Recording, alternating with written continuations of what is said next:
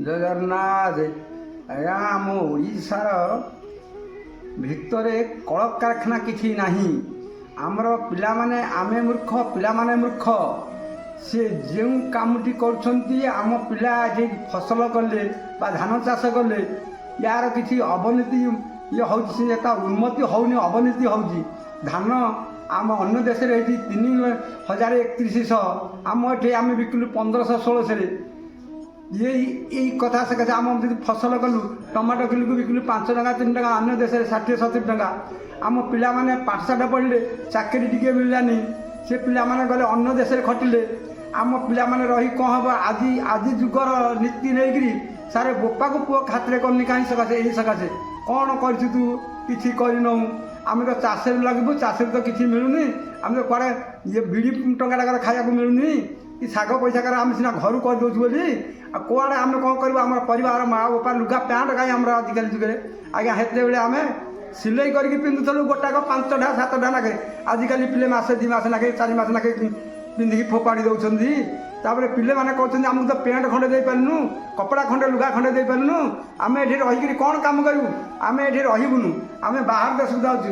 ଆଜ୍ଞା ଆମ ଦେଶରେ କ'ଣଟା ନାହିଁ? ଇଏ ସବୁ ଅନ୍ୟ ଦେଶର ସବୁ ଯାଇକି ଲୋକମାନେ ଖଟୁଛନ୍ତି। ସେ ପିଲା ଆମକୁ କାହିଁ ଖାତିର କରିବେ? ଆଉ କାହିଁକି କ'ଣ କରିବେ?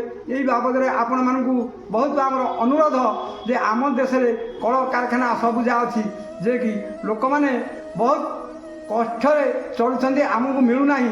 ଯାହା ମିଳୁଛି ଯେ ସବୁ ଖାଇଯାଉଛନ୍ତି ଅନ୍ୟ। ଆମେ ବି ମଧ୍ୟ କେଉଁ ପାର୍ଟି ଦଳରେ ଆମେ କହୁନୁ ଆଜ୍ଞା।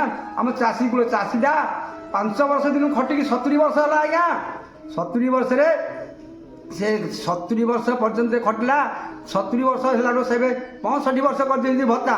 ଆଜ୍ଞା 500 ଟଙ୍କା ହେଲେ ଦିନକୁ 16 ଟଙ୍କା କେତେ ପଇସାଟି ପଡ଼ୁଛି? ଆମେ ତ ମୂର୍ଖ ଲୋକ। ଆଉ ଯେଉଁମାନେ ଚାକିରି କରିଛନ୍ତି, ତାଙ୍କେ ଯଦି ମରି ହଜି ଯାଉଛନ୍ତି, ତାଙ୍କ ଭାଇ ସେ ଯଦି 80,000 ଟଙ୍କା ପାଉଥିଲା, ତାଙ୍କ ଭାଇଟା ପାଉଛି 40,000 ଟଙ୍କା। ସେ କାହିଁକି ଖାତିର କରିବେ? ସେ କରିବେ ଆମର ତ କିଛି, ଆମେ ତ ମୂଲିଆ ମୁଣ୍ଡ। ଆଜି ମରିଗଲେ, ଆମେ ମରିଗଲେ ଆଜ୍ଞା କେହି ଧନ୍ଦା ପିମ୍ପୁଡ଼ିରେ କାନ୍ଦୁନାହାନ୍ତି।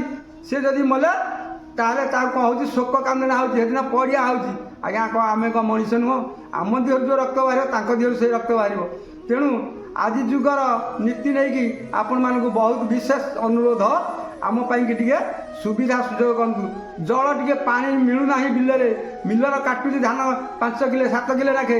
ଆଉ ଏଥିରେ ଖୁସାମତ ହେଉଛି ଯେ ସେ କହୁଛି ଯେ ତଥାପି ନଦେଲେ ନ ଚଳେ। କାହିଁକିନା ଯେଉଁତିକ ଚାଷ ହେଇଛି, ସେ ଟ୍ରାକ୍ଟରରେ ଚାଷ ହେଉଛି, ମୂଲିଆରେ ଚାଷ ହେଉଛି, ମୂଲିଆଙ୍କ ପଇସାକୁ ବି ସମାନ ହେଇପାରୁନି। ଖାଲି ଜମିବାଡ଼ି ଚାଷ କରି କ'ଣ ଲାଭ କ'ଣ ବା କେଉଁଟା କ'ଣ? ଆମେ କାହିଁକି ଇଏ କରିବୁ? ଲୁଗା ଖଣ୍ଡେ ପିନ୍ଧିବାକୁ ପାଉନୁ। ଭତ୍ତା ହେଇଗଲାଣି 3,027, 2500। ଆମର ଏଠି 500 ଟଙ୍କା ହେଇଛି।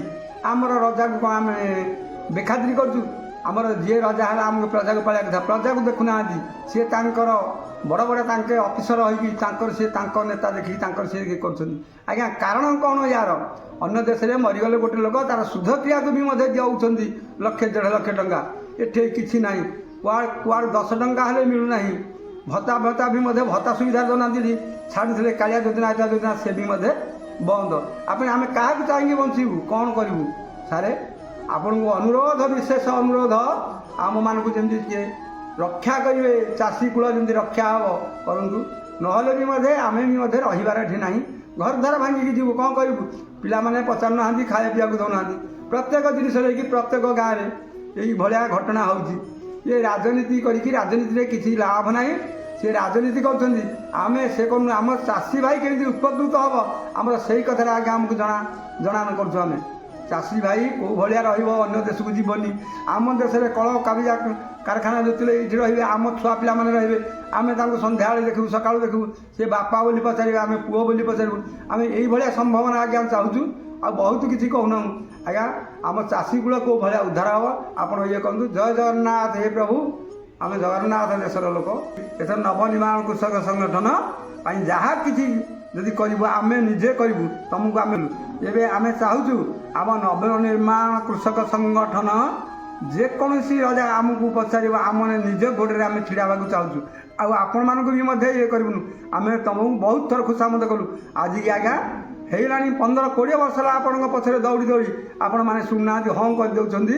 କେବଳ ଆମକୁ ଘୁଚେଇ ଦେଉଛନ୍ତି, ପିଲାଙ୍କୁ ଯେମିତି ଚକୋଲେଟ୍ ଡାକି ଦିଅନ୍ତି ସେମିତି କରୁଛନ୍ତି। ଆମେ ବି କାହାଠୁ ଟଙ୍କାଟେ ଖାଇବାର ନାଞ୍ଚ ନାହିଁ କି କରିବାର ନାହିଁ, କିନ୍ତୁ ଆମ ସୁରକ୍ଷା ହେବା ପାଇଁ ଆମେ କରୁଛୁ।